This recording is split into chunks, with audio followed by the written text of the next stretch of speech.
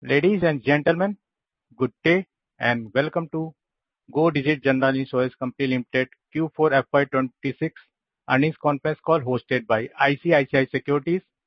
As a reminder, all participant lines will be in the listen-only mode and there will be an opportunity for you to ask questions after presentation concludes. Should you need assistance during your conference call, please signal an operator by pressing star then 0 on a touch-tone phone. Please note that this conference is being recorded. I now hand the conference over to Mr. Rushad Kapadia from ICICI Securities. Thank you and over to you, sir. Thank you. Good day, ladies and gentlemen.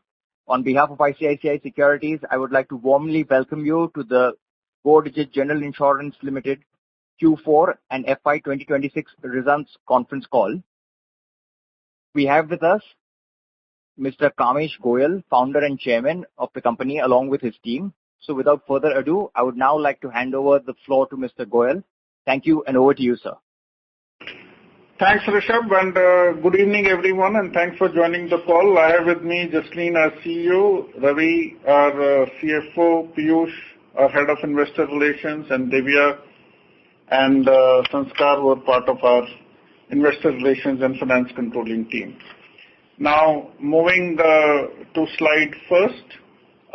This is a slide you all are familiar with. Gross written premium was close to 11,300 crores. Market share in both overall and motor has increased slightly over the last year. Partner network continues to grow. Our assets under management now are close to about 23,000 crores. And our customer satisfaction score continues to be very strong. Now, if we go to the second slide, and I think I'll spend a bit of a time here, as all of you know that IRDAI came out with guidelines that Indian accounting standards, which are essentially based on IFRS standards, would be applicable from 1st of April 2026. So what we have done this year is that we have actually got our results of 25-26 prepared and audited as per the new accounting standards. And the idea is that as we go forward, the comparisons of this year versus last year becomes better. Till now, as you know, we were declaring our IFRS results, but now this has been aligned completely with Indian accounting standards and these results have also been audited. So you are here seeing slightly more details in terms of what the results are, and I'll quickly take you through. There obviously no difference in the premium. Gross direct premium, we saw good growth. Gross written premium, the growth has been slightly less, and I'll cover that later. When we look at the loss ratio, there is actually no difference in loss ratio between Indian accounting standards and IGAP. And I think last time somebody had asked a question, if I remember correctly. For some companies, they seem to be having a difference in the loss ratio also. But our understanding is loss ratio should not be different. And when we look at Indian accounting standards basis, our profit for the whole year, and in profit what we are showing here is, which we had explained last year, Indian accounting profit plus DEC. So DEC is something which we know is a profit which has been expensed out already, and this will flow into the profit. So we have not included in this profit the benefit of either discounting of reserves or change in mark to market. We have prepared our results based on that also later and will take you through, but here we are focusing on what we have always said is the KPI we look at, which is IFRS, and in profitability we are looking at IGAP plus DEC. And just to repeat, in case of Indian accounting standards now, like you cannot upfront book reinsurance commission for future premium. In case of reinsurance commission also otherwise, you have to defer it over a period of time. So even if you are reinsuring more, the benefit in IFRS would flow in along with the premium you want. So this plays both ways, and that is why we have always said that that is how we look at results internally. When we see it on this basis, our profit for the quarter 2026 is 239 crores, profit before tax. and which last year was about 142 crores. Profit after tax in Indian accounting standards after 25% full taxation is 179 crores compared to 106. When we look at our ROE on this basis, which is fully on post-tax basis, for the quarter ROE is 4%, while on an annual basis it is about 17.7%. So just to repeat, 17.7% ROE, this is on the Indian net worth, which is roughly at the end of the year about 4,600 crores. If we take an average, this would probably be around 4,300 crores. Now you can actually see our IFRS or in the Indian accounting standards, our net worth is actually 7,600 crores. And when you come below in IGAAP, you can actually see our net worth in Indian accounting standard is 3,000 crores more than what it is in the in Indian IGAAP basis. Now, since the solvency is still related to IGAAP basis, we are calculating ROE on that basis. Now, this year or next year, maybe not this year, next year when the risk-based capital norms come, then the chances are that the solvency could go up based on the Indian accounting standards. So we will see at that time, assuming the net worth is treated as IGAAP only, then our solvency margin continues to be strong and we'll look at ROE on that basis. If we actually get some benefit out of Indian accounting standards net worth, then obviously we'll have some excess capital on that basis. So I just wanted to put this perspective. If you look at our combined ratio, for the whole year it was 105.7, which is an improvement of 1.2% over previous year. And on the quarter, again it is very similar, 105.8 compared to 106.8%, which is again an improvement of 1%. The combined ratio you are seeing below this, which is 104, 103, 101 and 99.1. This is after discounting of reserves. So again, just to repeat, we don't look at a combined ratio after discounting of reserves. We look at it IGAAP, everything on NEP basis plus DEC. So I think this is something which is really important, and I think we are happy that regulator has moved in this direction, and I think for all of you analysts and fund managers, making comparisons would also become a lot more easier.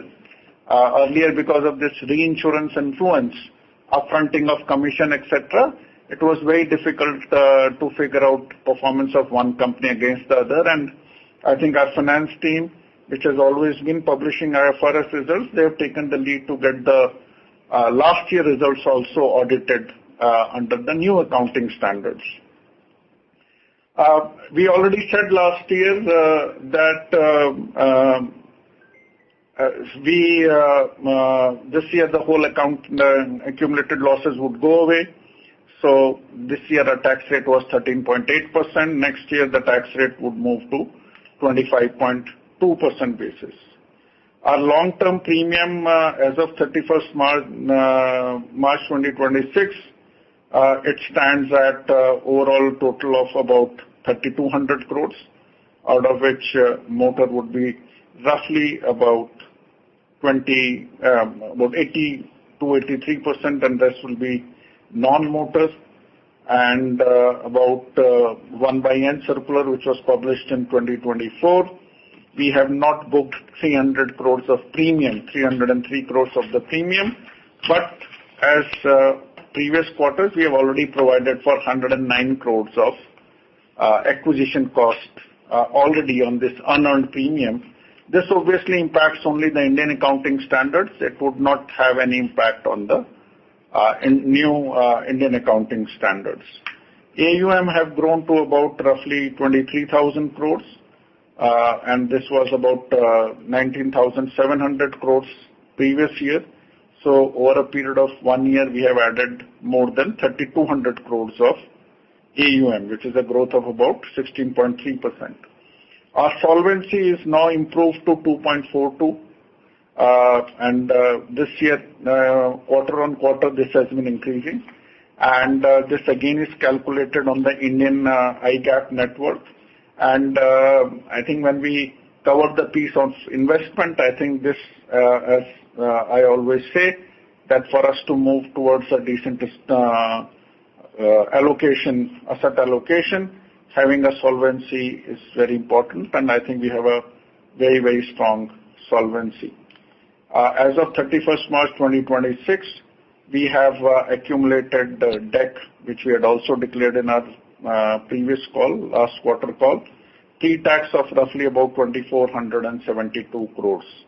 And roughly 65% of this will actually will unwind in 26-27. So just giving you these numbers so you have even more visibility as to how the Indian accounting standards will look at.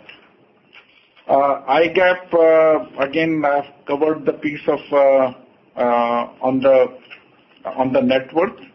And as I said, as risk-based capital norms come this year, either way, I think we are placed in a very strong solvency position.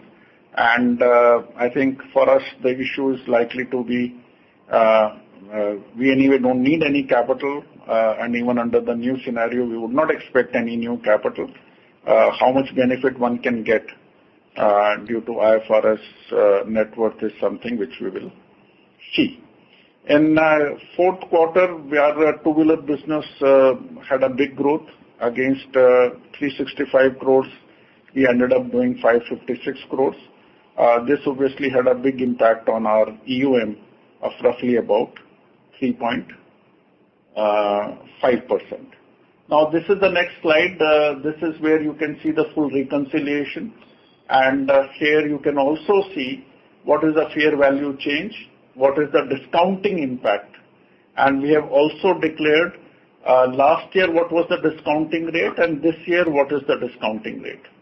So the discount, there is a slight change in discount rate. There is a well-defined methodology as to how the discounting of reserves would work. And when we come to the unrealized gains or losses, that is something which I'll cover in a bit more detail as we come to the investment slide, because I think it is important for us to explain that in a bit more detail on that piece. So moving on, now we are looking at the GDPI growth. Our GDPI growth continues to be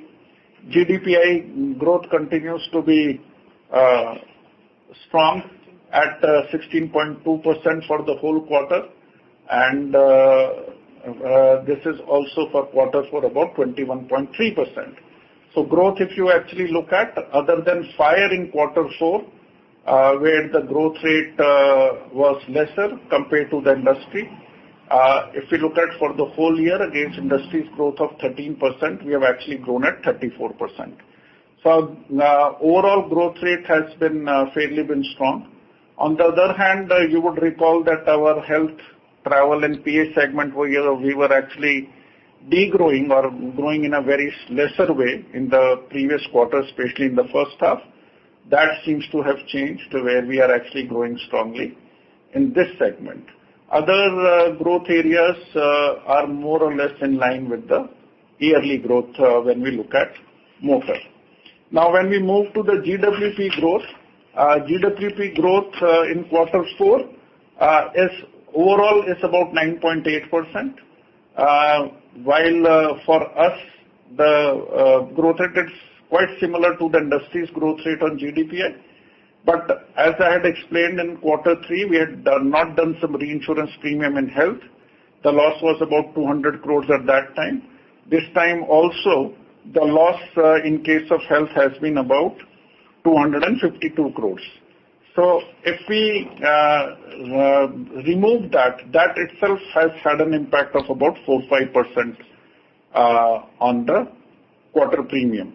Actually, more than that, the impact would be even more. If we exclude health, the overall growth rate on GWP would still be about 18.8%. And again, we did not renew this because we felt that this business would not give us anything in bottom line. And secondly, in case of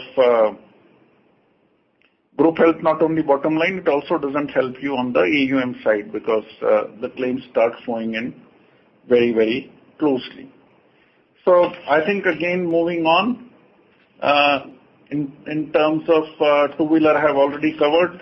So some of the other areas we'll be happy to cover during the Q&A. But moving to the next slide,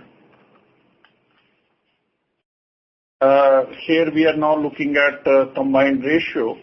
So you can actually see that the combined ratio, again, we have shown on Indian accounting basis. In the last call, I think we had said that we'll be publishing combined ratio on IFRS basis on a regular basis.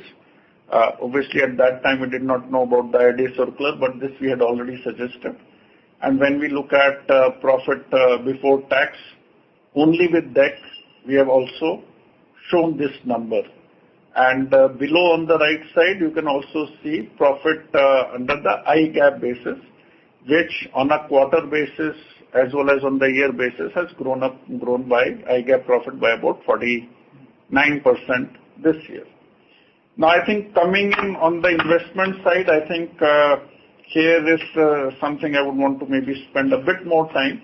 I already spoke about we have added 3,000 crores, 3,200 crores through the business in AUM, so fairly strong growth. Our leverage now has increased to 5%. Some of you would remember that after the IPO, when we had looked at leverage, say on 30th of June 2024, this number had gone down to about 4.7, 4.65. Now this has started again going up to 5, and some of you may want to check. We had said that over the next 2 years, we would expect it to be about 5.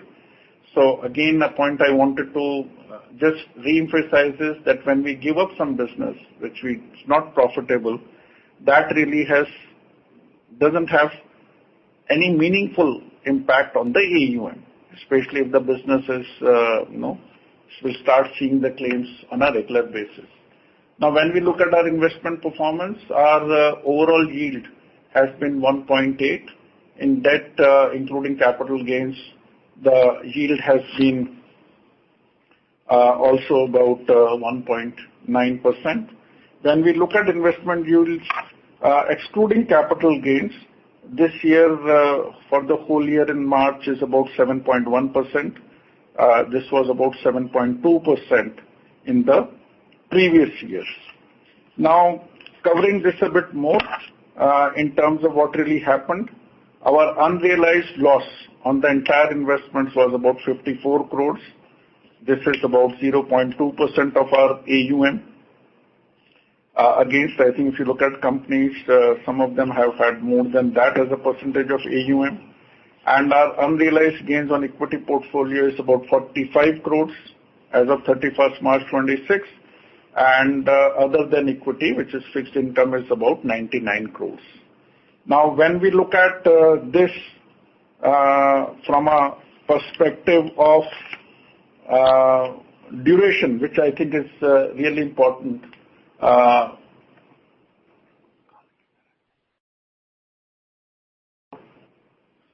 so when we see it from a perspective of duration and fixed income, and I want to cover this point in a bit more detail, because I had seen in between, I think somebody saying because our fixed income portfolio is big, the chances of unrealized losses would be very high.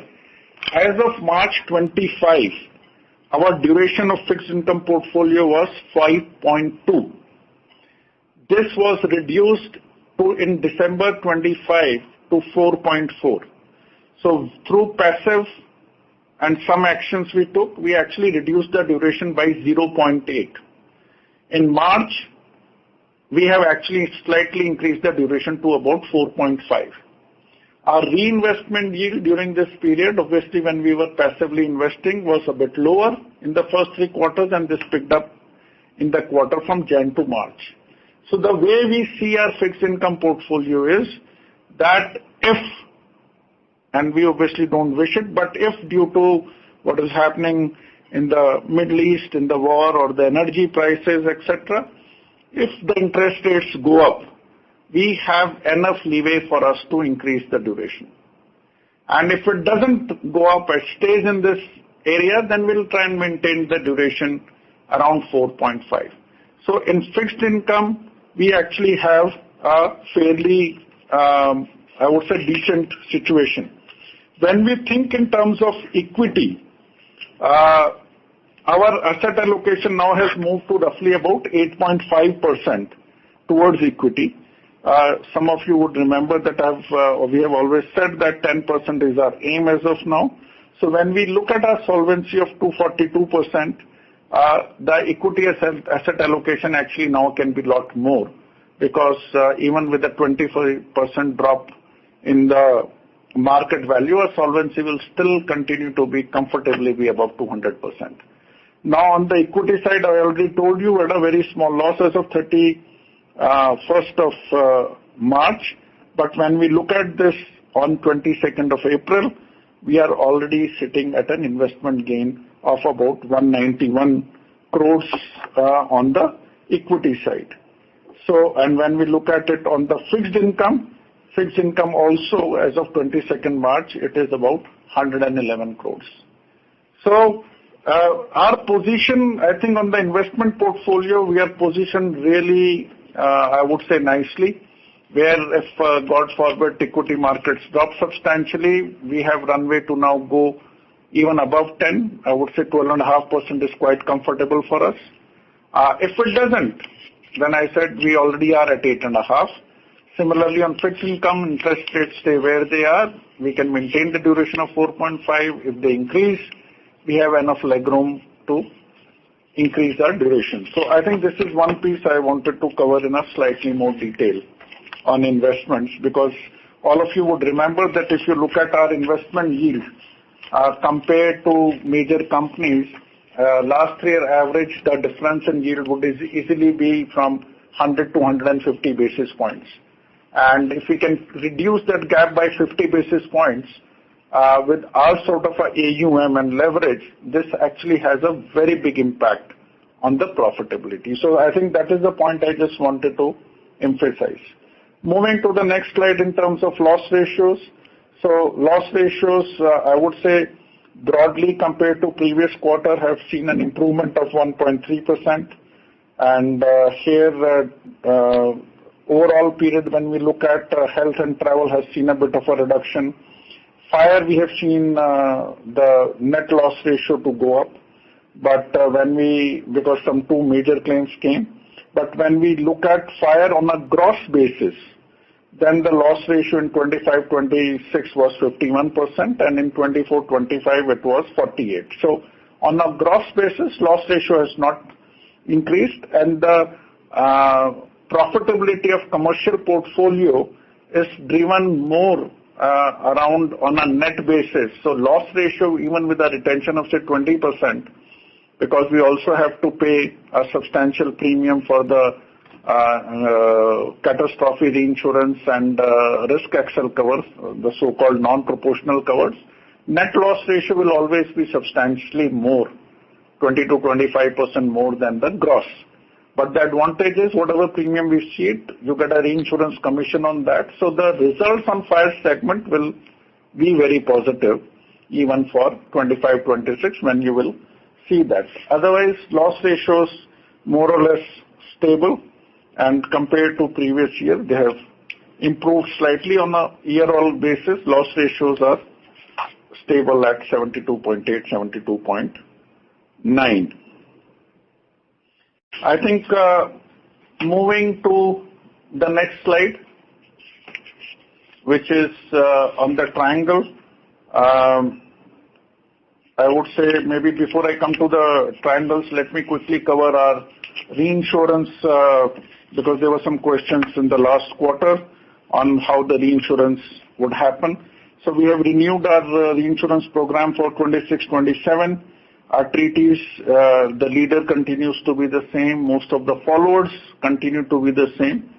As I had said earlier, our philosophy is not to trade reinsurance relationships for 1 or 2% commission, and this year we have been able to overall increase our TT capacity in fire and other lines of business and also improve the economics in the TT. Marine and liability, there is no real change. What we have introduced this year, so property and engineering capacity is increased and commission terms also improved. Marine and liability, no real change either in capacity or in this. But this year we also have a TT called as miscellaneous, in which we actually put in some different kind of risks. So this year I think our focus is to introduce some new lines of business in commercial. These are more niche areas. I won't be able to speak in too much detail about them now. Maybe after end of a year we can speak about them. So we have actually added some new lines of business where we see opportunity in these niche areas. And since our overall portfolio in commercial vehicle, as you already saw, has increased a lot this year, our accumulations were increasing. So in India, if we typically look at Gujarat, Maharashtra, and National Capital Region, it actually gets most of the accumulation. And for us to better manage our rates on CAT and Risk Excel, we have also come out with a small treaty on the whole account, where we will be ceding 11% of the non-motor, non-health premium, so that our overall accumulation doesn't go up dramatically. So on the Risk Excel side, we are moving our overall limit from 1,600 crore to 2,000 crore for earthquake. And our individual, the deductible, our own retention would actually now increase from 36 crore to 45 crore in case of net cat, while in case of Risk Excel, it remains the same at 50 crores. So I think reinsurance overall in our view has been good. Relationships continue to be very stable. We obviously have decent terms and conditions, and we have now an opportunity to develop some new lines of business which we want to do. Now moving to the next reserving triangle, if you look at reserving continues overall to be strong, and if we go now to TP, where one is keen. So here you can see, and we have explained this earlier, the first year was only about 4 months. Our reserves was about 5 crores, and we got a single claim of 7.5 crores that year, which is still not settled. And NEP was only 7.5 crores in that year, and we got one large claim, 2 large losses. So we have a small surprise of negative of 60 lakhs, but claims have not been settled. But after that, you can see our reserves continue to be very, very strong. And when we look at year end of 25, there has obviously not been any revision done yet. So this is something for 1 year we try and not review the results and actually wait for the claims to come. But overall, our reserves continue to be very strong. So I think moving further, I think IFRS results I have covered. Then I think we have, I would say, on the EOM, we had already said that because of two-wheeler EOM went up, but I had said this in the last quarter and I would repeat. If you put our EOM with the, I would say with India's largest private companies line of business mix, our overall EOM will be very, very close, a difference of less than 1% between us and them, and we would actually be compliant on that basis. So issue in EOM for us always has been line of business mix and not really the overall expenses. And as all of you know, on management expenses, we have been by far the most efficient company. So with this, I'll stop so that you have enough opportunities to ask clarifications. Thanks for the patient listening. Thank you very much. We will now begin the question and answer session. Anyone who wishes to ask a question may press star and 1 on the touchtone telephone. If you wish to remove yourself from the question queue, you may press star and 2. Participants are requested to use handsets while asking a question. Ladies and gentlemen, we will wait for a moment while the question queue assembles.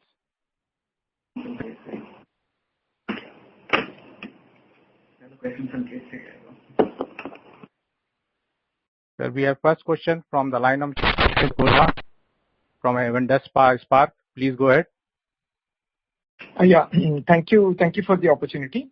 So my first question is largely on the commercial lines because that segment grew the fastest, or rather fire segment which has grown the fastest in the current year, and our loss ratios are deteriorated. You highlighted, Kamesh, that on gross basis it is not that deterioration, but on net basis there is a deterioration. But just wanted to understand, given you have increased your risk covers from 1,600 to 2,000 crores, the premium cost naturally will be still higher in the current year. Then is it fair to say that the profitability of the fire segment might not be as great as it was in 24-25 compared to given it is deteriorated in 25-26? So for the reasons what you said. So just and probably we are entering into a soft market also in the fire segment. Just wanted to understand how you will see this business to play out. That's first question. And the second question is your outlook on the crop in the current year. Maybe you did that business largely through reinsurance acceptance, and it's a new tendering cycle. In the current year, how do you approach that business? Do we see you doing more geographies and maybe contributing more directly? And lastly, one more technical question on this reverse merger, where we are standing, and maybe if whenever the reverse merger goes through, do you think Fairfax will continue to hold the stake what it is holding, or they have intention to pare the stake given it will become more liquid for them to sell? Yeah, those are my three questions. Thanks, Sangeet. So on fire, I think I have already said that we have increased the capacity. On the cat limit, we have increased the cat limit, but we have moved from 36 crores to 40 crores in terms of retention. Overall premium, I don't know offhand, but I don't think our premium has actually gone up on the cat in absolute amount. Secondly, I also said that our commission terms have become better in fire and engineering. And you already saw in Q4 that we can be fairly aggressive if we don't like any business. So if the business is not good, our focus would not be on the top line. Our focus will be how do we protect the bottom line. So I think overall on that basis, I would say based on where we are, I would not assume that profitability will go down. And we have to also keep in mind that a lot of this business would also get earned this year, and profit commission also plays a role in this. So I would say based on where we are fairly comfortable in terms of where the fire business will go. The softer terms we are not really seeing as much in engineering. And if you see our growth in engineering also has been even higher compared to the fire business. So that is one area I would say. And thirdly, as I said, on specialty lines in commercial business is a focus area.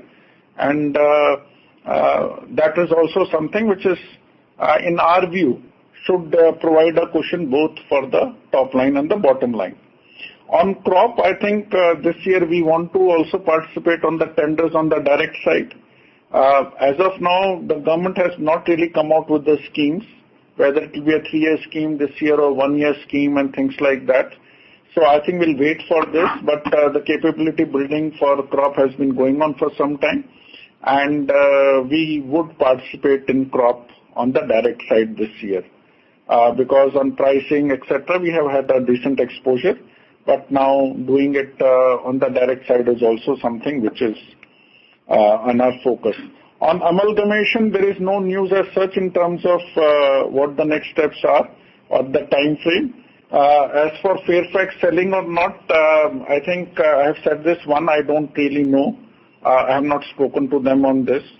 And secondly, I think they are at 58%. If they decide to go, I am saying below 51, below this, then for them to come up and gain a majority would trigger a massive open offer. And Fairfax, when we started this JV in 2017, Fairfax wanted majority at that time. That is why they got out of the minority shareholding of about 35% to actually start a new venture. So as I said, personally, I have not spoken to them. From a company's perspective, we would want them to stay there. But I think if you ask Fairfax, Prem Vasa would be the first one to say that business is really driven by the management team. But I don't foresee them to sell this. But I'm not privy to this. And I don't ask any of our investors when you intend to sell or when you intend to buy. Because I'm not selling. I am committed to building this business for the long term. And to me, that is what matters in the end from my own mental perspective. Understood. Kamesh, just one small thing on fire segment. When we were relatively small in market share, we were maybe much more profitable compared to what we are today.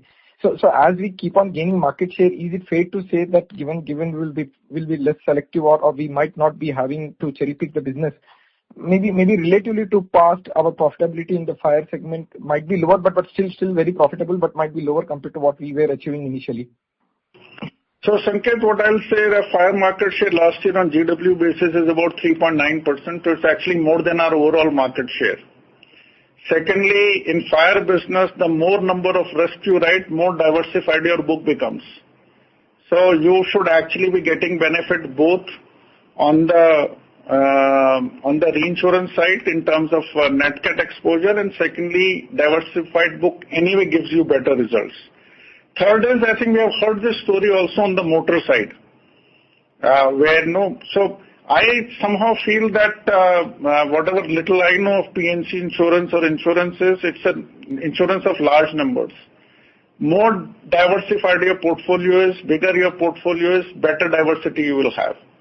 For us, like in the fourth quarter, we were hit by a claim of 55 crores on a gross basis. Now, our fire premium last year, if I remember often, was close to about 1,000 to 1,100 crores. So 5% were hit in just one claim of yearly premium. So you can imagine things can only get better. We have been hit by a 250 crore claim and our fire premium was about 650 crore also. Even then our gross loss ratios did not exceed 74-75. So with better diversity, if insurance logic holds, it should actually lead to better loss ratio. Understood, Kamesh. It's very clear. Thanks for the answers. Thank you. Thanks, Ankit. Thank you very much. A reminder to all the participants that you may press star 11 to ask a question. We have next question from the line of Supratim Datta from Jefferies. Please go ahead.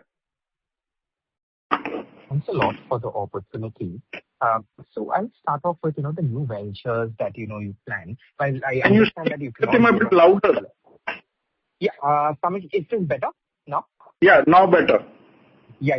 So what I was asking is, on these new ventures on the commercial side that you're planning, I understand that you can't give us a lot of detail, but could you give us a sense about how big these markets could be for you?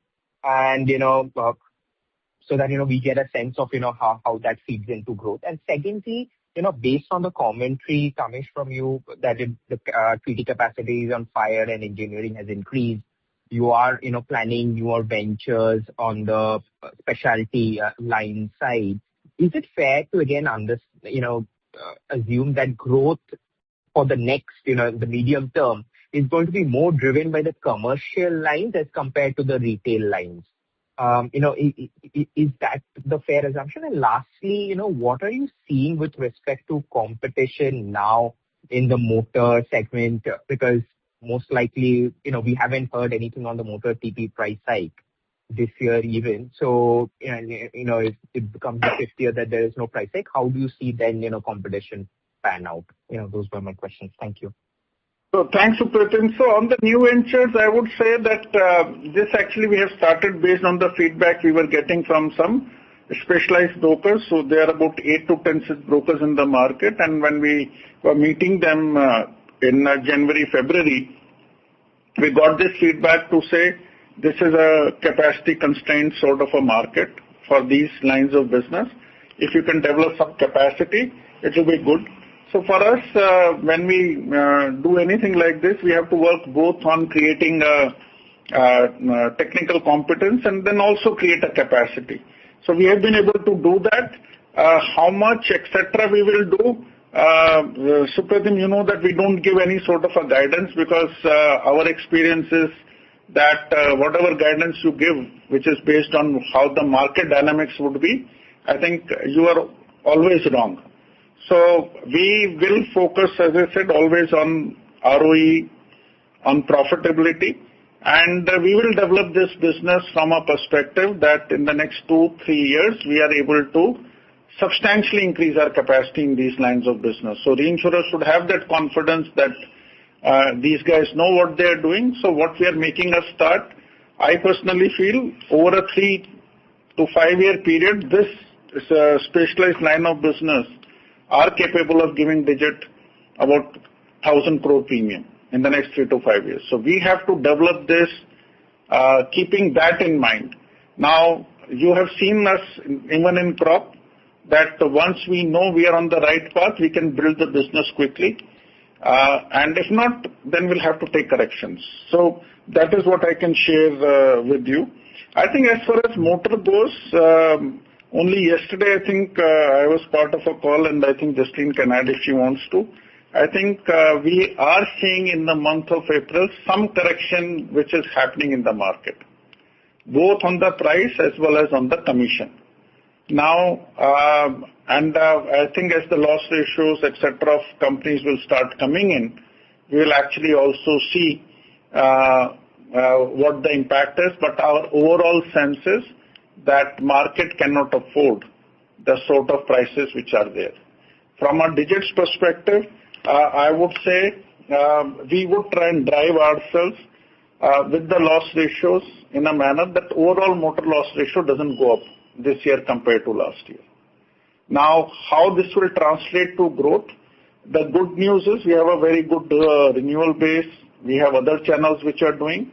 But I think the present economic situation, I would not want to take a guess as to how the new vehicle sales will look like, which were very strong in H2 of last year.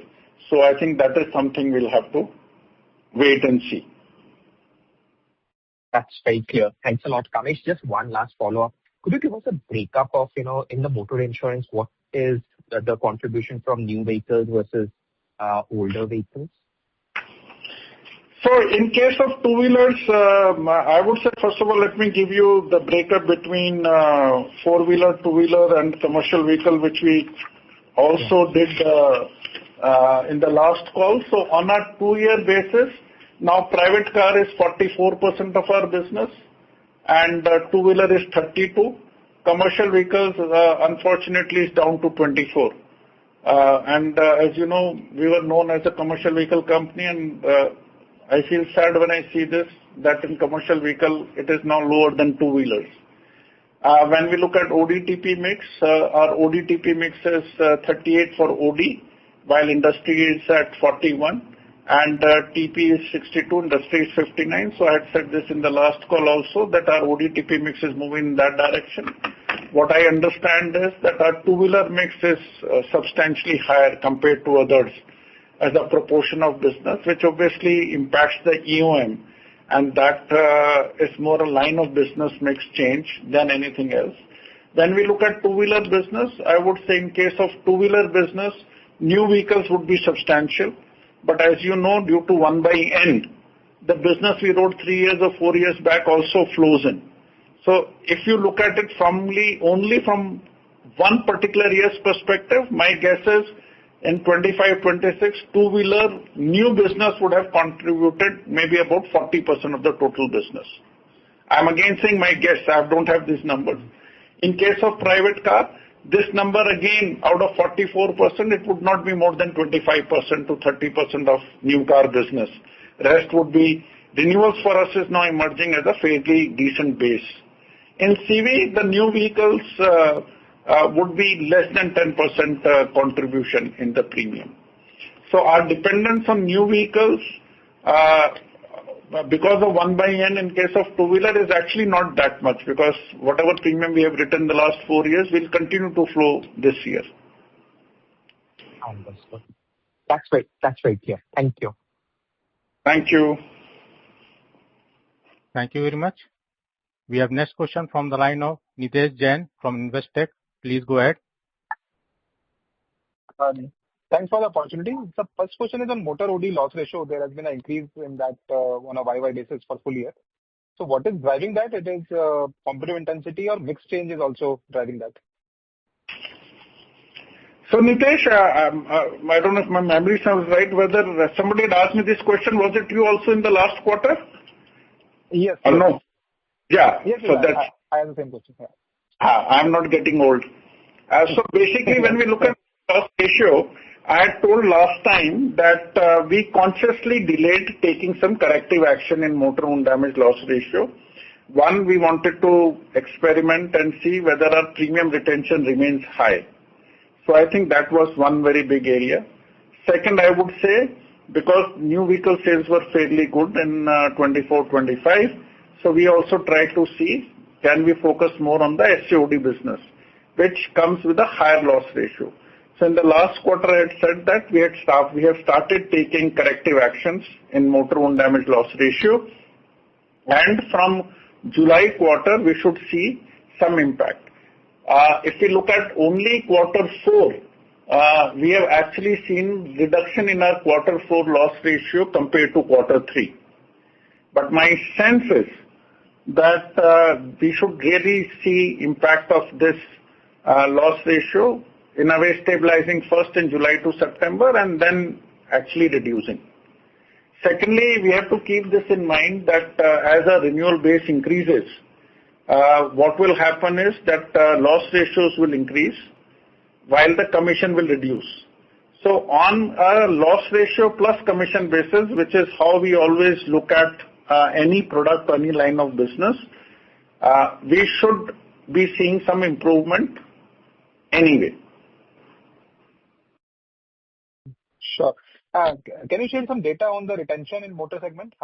We have been focusing on retention for last, I think, one half year. Retention also, I think the retention also last time I had mentioned clearly that our retention in motor has actually reduced this year. Overall retention in motor this year is 89.6% compared to 95.9%. And last year I had mentioned, last quarter I had also mentioned, I don't know whether this was a claim from you or somebody else, that for some segments like scooters and school bus, we are trying to take some reinsurance to ensure that during floods, etc., one is not hit badly due to the accumulation, and this we started doing after the Calcutta incident. I had also mentioned last time that it actually has no impact on the AUM because this reinsurance has been done on a funds withheld basis. So investment income continues to come to us. We are paying a small cost for this reinsurance that is more like a tail sort of an event for which we are protecting ourselves. So it doesn't really have any impact on the AUM. Lastly, I would also say under Indian accounting standards, the new accounting standards, the impact of reinsurance deal would also not flow into the results because your reinsurance commission also gets deferred along with the unearned premium. So this does not in any way change our Indian accounting standards. So slightly longish answer, Nitesh, to your question on motor retention. Yeah. So on motor, actually, I wanted to get some data on the renewal rates. So customer retention and renewal rates on the motor side. So retention rates would differ from channel to channel and product to product. So two-wheeler obviously has much lower renewal ratio because 5-year third-party premium comes upfront. So a lot of owners don't really take own damage insurance. Then second would be commercial vehicles. And then the highest is in private car, and within highest, agency normally has very good renewal ratio, agency and retail brokers, and also B2C for us. So last year we would have seen increase in renewal ratio in private car across all channels. Sure. And last question is on EOM. So though you explained that EOM on a line of business basis is very well placed, but probably regulator look at on an overall company basis. So how are we planning to manage the regulatory requirement on EOM? So here I think, as we have said in our previous calls, that regulator is also very conscious that EOM objective was to reduce the cost for the end customer, and idea was to reduce the acquisition cost. And even if you see the interview of, say, present DFS secretary or of finance minister, or if you read economic survey, everywhere I think the focus is on reducing the cost for customers. And if you see what some of these very senior people have been saying, they have been saying that the overall cost of insurance is actually going up, to the extent where people have even suggested, say, the DFS secretary, when I was listening to his interview, he suggested that regulations would come or should come to reduce this. Finance minister herself has spoken about it. So the way we see this is that government and regulators' intention is to reduce the cost of insurance for the benefit of the customer, and the last year, 2-year trend has not gone in that direction.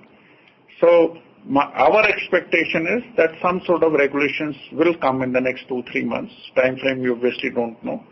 And till that time, we obviously do not want to write any loss-making business to match the EOM, because the regulator's objective was not to reduce the EOM, that you actually subsidize more larger business like group health and crop and etc., and the cost of the retail customer keeps going up.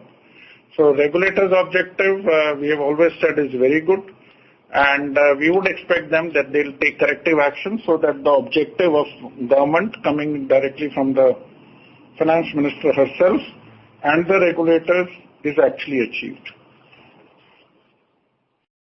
Sure. So the issue of EOM is largely because of the acquisition cost. So do you see that acquisition cost in India is significantly higher than other countries on a like-to-like basis, or because if that is the case, then there is a room to improve that? But so when I look at Europe, etc., it is substantially higher. When I was in Asia, and I have not followed in recent years what exactly the acquisition cost is now in recent years, but when we look at, and forget about other countries, just look at what the acquisition cost was just 4 years back in India, and what is it now. We don't have to look at, let's look at acquisition cost from 2001 till 2019-20. So for 20 years, what was the acquisition cost and what is the acquisition cost now? I think all of us have answers, and all these numbers, Nitish, have been actually published in the media. I have not tracked them separately. All these numbers are published in the media. And people are also saying that the growth of the industry is actually not going up, even during this period. Based on this basis, penetration of insurance as a percent of GDP actually has fallen in the last 5 years compared to where it was. So all these macro pictures, and all we have to do is maybe read the financial stability report of RBI, which was published, I think, in February, March, and the economic survey, which came a day before budget in 26. And you'll get the drift of this situation. This is the first time, in at least my memory, where economic survey, RBI's financial stability report, finance minister, finance secretary, IRD regulator, in the last 3 months, everyone has spoken this language. So my assumption is they are looking at the numbers a lot more seriously than we in the industry are seeing. And I also know industry's reaction will be nothing is going to change, and I'm sure a lot of analysts also feel that. But for the sake of customers, I hope something changes. Again, my personal view, not view of Digit. Sure. Thank you, Kamesh. Thank you. Thank you. Thank you. No questions in accounting standards, IFRS. We have next question. Investments. I think the topics are changing compared to previous calls. We have next question from the line of Prayesh Jain from Motilal Oswal Financial Services. Sir, please go ahead.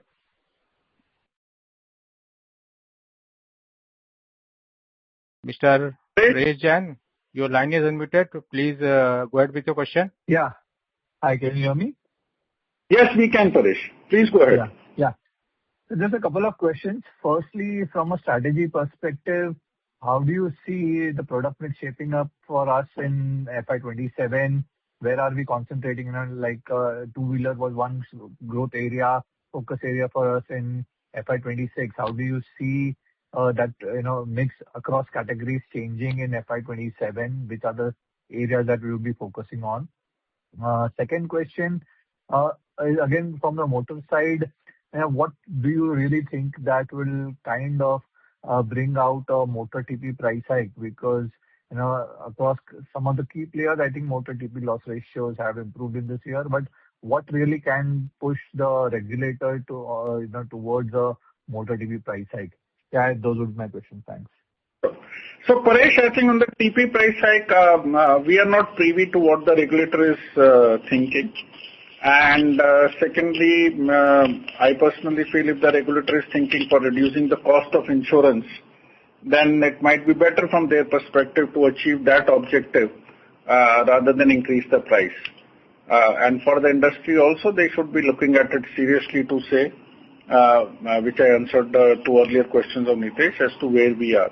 On the product mix side, I think we have always said that we actually don't know where things stand. And if you go to even 1920, at that time, if I remember offhand, 70% of our business would come from motor, and out of 70%, two-thirds of that was actually coming from CV. So 1920, 40% of our business came from CV. And today, as you would have heard me, now this number has unfortunately dropped to 13.5%. Now somebody would have asked me, and a lot of our analysts and fund managers, they'll say Digit is a CV company. And I used to say we see opportunities in CV today. We are doing well. Now later on, industry became a lot more aggressive on CV, despite no hike in TP premium, despite hike in TP claims, and our CV business is reduced so substantially. We were told that fire business you can't do because this is driven by larger insurance companies, etc. You see the growth of fire for last year and last 2 years for Digit. I think lastly, if I look at, we were also told that in OEM business, very difficult to go and make a mark because it's a small club of 6 insurers or 8 insurers, and what will Digit do? And you actually see our private car growth in motor has been the highest. Now, I'm saying all this is because nobody really knows what will happen in the market. And from day one, our focus has been to keep building the distribution, not depend only on a few distributors. And secondly, to be agile so we can actually move where we see opportunity. Now, market changes, we change our view.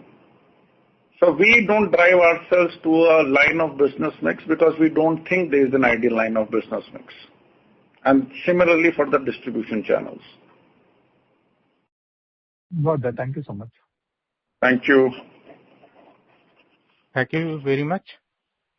We have next question from the line of Dipanjan Ghosh from Citi. Please go ahead, sir. Hi, good evening. So a few questions from my side. First, if I look at your group health insurance business, and also this business has seen some pressure on pricing over the past quite some quarters now.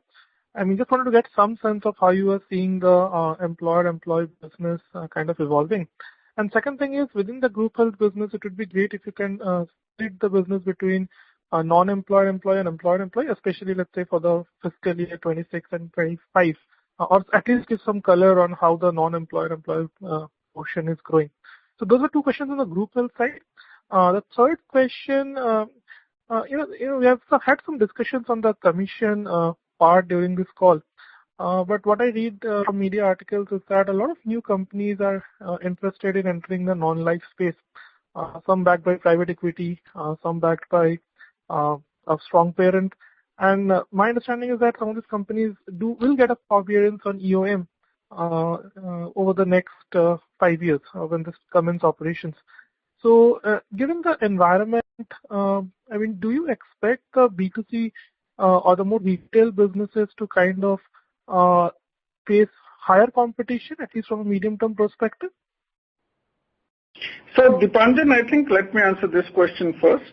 So, one is I think there is a discussion already going on. I believe people are representing this to the IRDA, and maybe regulator is also thinking, I don't have that information, that in EOM, commission and management expenses should be split.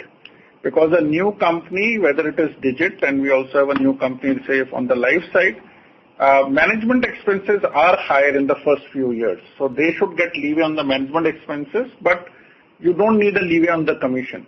Under EOM framework, you actually end up getting leeway, which is used more for the commission and less from a management expense perspective.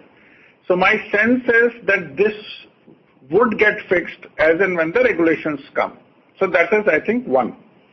The second is the way we see competition is that when we started Digit, we started from scratch, from zero, and we were competing against really the big companies. And all of you know that the chances of success for a new company, how much success chances were given even to a company like Digit. Now, today when new companies are coming, obviously you have to take competition very seriously. But if you could compete when we were nothing against the big boys at that time, I'm sure we will be able to compete with the new companies also. And market basically decides where the competition is, and I think it's survival for the fittest. Our job is to stay fit. Am I losing sleep because of new competition? Not really. I would say the opportunities for us to improve are so much that I actually internally when we discuss, and what I would say on Sunday, Jasleen was and I were having a longer conversation. She was saying that people are feeling too much pressure because there is so much one can improve. So just imagine that we feel there is so much more we can improve. So I would say an improvement, the competition is within. And new players are coming. We wish them a lot of luck. I also hear from some investors that some of them are inspired by Digit. I'm very happy to hear. I hope we inspire many more companies. As for the growth rate in health, which is a great question. So if you look at health, and I think let me try and give numbers roughly, for 25-26, if you look at 100 out of health business, including group, etc., our retail, as you know, is less than 6-7% out of 100% in health. Then the employer-employee business in this would roughly be about 73% or so. And the non-employer-employee business would probably be about 22%. Now, Dipanjan, you know the loss ratios of each of this better than I do. Whatever you think is the best company, you put their loss ratios under these three, or whatever your assumption is, and then you will reach a conclusion whether our loss ratio in health, even with this mix, is it better than the industry or worse than the industry? And if you feel that our loss ratio would be worse than anyone else in the market, we'll be more than happy to learn and put then more pressure on our management team, including Jasleen, to improve. Did I answer your question to your satisfaction? No, absolutely, sir. So just maybe a small follow-up. I mean, given the fact that this is my point, that you're probably operating at an underwriting profitability or rather marginal loss on a net earned premium on the group health or overall health business, and obviously you'll be getting some float income also. So, do you see a scope for kind of gaining momentum in this business, let's say the next year or the year after that? I mean, what's the medium-term trajectory? Definitely, Dipanjan. Again, great question. So if you actually think about the narrative, and I'm not saying it's right or wrong, but let's assume the narrative. Motor own damage premium rates under severe competition, no hike in TP premium rates, people becoming aggressive in group health and all this business to manage the EOM, fire premium under pressure. Now tell me one line of business which is actually seeing strengthening of rates. Now in this situation, if we are able to manage loss ratios, and I am saying no one is more conscious than us to say areas where we need to improve. And even in health, we are a very small player with an overall market share maybe of about 1.3, 1.4%. If you look at our loss ratios based on this mix, I don't think we are doing badly. So the way we see is that, and I have always said this, if pricing becomes too tight, we don't have to go for that additional 5-6% growth, which will destroy profitability. If pricing is good, we'll go substantially more than the market, and we demonstrated that in fire last year, for example. So the way we want to drive business is when everything is under pressure and the results have started coming in for companies, we would actually see things improving. And in group health, for example, if pricing improves just by 5%, just by 5%, and we are able to, through the initiatives we are working on, are able to reduce our loss ratio by 2%, this business can easily grow by 50-60%. Got it, Kamesh. Thanks for the explanation and all the best. Thank you so much, Dipanjan. We have next question from the question here. We have next question from the line of Anga Rana from A91 Partners. Please go ahead, sir. Hi. I unfortunately have a couple of questions on the IFRS numbers part. So first is how should we think about this claims discount benefit going forward? Is it like a recurring benefit that will keep accruing to us, or is it something that will go away as our growth maybe moderates a bit? And secondly, how should we think about investment yields on IFRS as well? Because of course there will be a lot of quarterly fluctuations due to mark to market, but on a long-term average basis, will it be like roughly similar to what we were delivering on our IGAP numbers? Is that how we should think about it? So great questions, Angarama. So first I would say, I think when we look at IFRS or Indian accounting standards now, results, we don't look at discounting of reserves in our KPI. What we look at is combined ratio on a net earned premium basis plus DEC. So in IGAP, combined ratio is on net written premium basis. So if you take everything on net earned premium basis, plus you are deferring your income on reinsurance along with the unearned premium, that actually gives the best possible KPI. And that is how we have been driving ourselves from day one. So I would not suggest that you look at discounting. Now discounting typically would always be there because the reserves are there. Now if the discount rate changes, say by 3%, for example, from one year to another year, then your discounting reserves will be more. So until you see abrupt movement in the interest rates, the discounting in reserves would be fairly stable. And I think we showed here, this year it was 7.09, last year was 6.9. But imagine if this moves from next year to 5%. So now the discounting effect will be a lot less. But if it moves to 8.5, then your discounting would actually become even more. So we don't take this into account at all when we drive business. On mark to market, I would actually say two things. In fixed income, don't worry about what the mark to market losses are. I think the way we declare duration, you may be, all of you should push the insurance companies to declare duration also, so that you have a decent idea about the sensitivity to the interest rates. I think when we come to equity, when we reach risk-based capital, whenever it comes, so under Solvency II, for example, in Europe, if I remember correctly, equity investments attract 40% capital.